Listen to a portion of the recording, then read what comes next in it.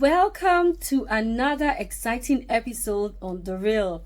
As always, I remain your movie queen, and that hasn't changed. My name is still Linda. Of course, you know how passionate I am about movies, and my job really every week really is to tell you about the latest movies, whether it's in the cinema or on Netflix that you can watch. But for this episode, remember before we call it today and draw the curtain for 2023, I would always like to end with reminding you and having a recap of my top 10 movies from cinema and Netflix and my worst 5. Stay with me this week where we have a recap of 2023. Do this. Welcome back, everyone. So good to have you with me on the show. Remember, this is where we draw the curtain and end the show for 2023 and move to the new year 2024. In no particular order, I'm going to be telling you my best top 10, at least those that made an impact and that I can remember for 2023. My number one, The Killer. Of course, if you do follow through, you know that I'm a great fan of action movies. If you have action, then you've got me. I love something to keep me on the edge of my seat, keep me thinking, keep me calculating, and The Killer was it for me. Move on to number 2, Shantytown. Shantytown was a Nigerian Nollywood series, was really very good. They killed it in the acting, the storyline, and of course the end. They left us hanging. We don't know if there's going to be a Shantytown season 2. Moving on quickly, let's move to number 3, Luther the Fallen Sun.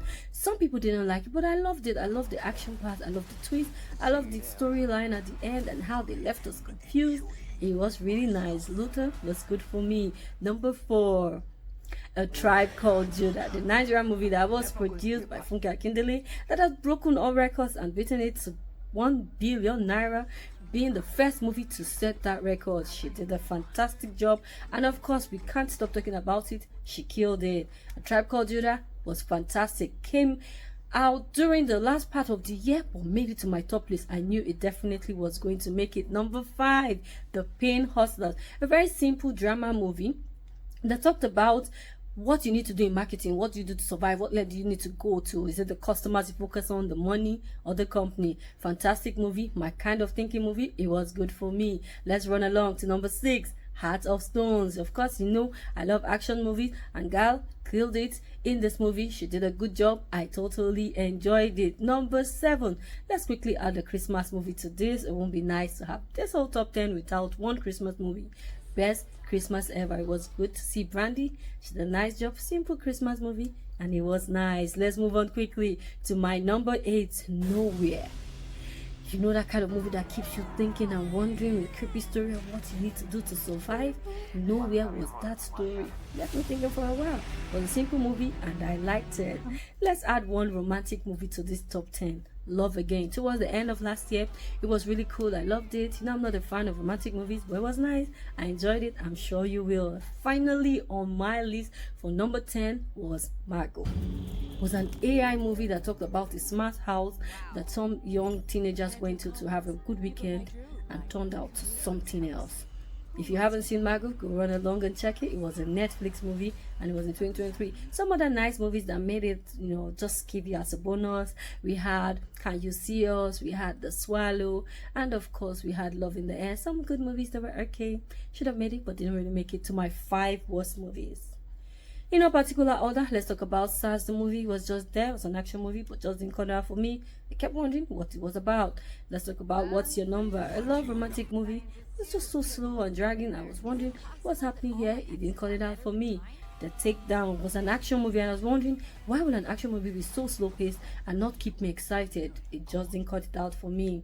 Then we talk about The Viking Wolves. You know I'm not a fan of horror movies. I did try to see it, but the storyline and the end and everything around it just wasn't good enough for me. And number 5, the final movie, Ijogon. It was a Nigerian movie on Netflix.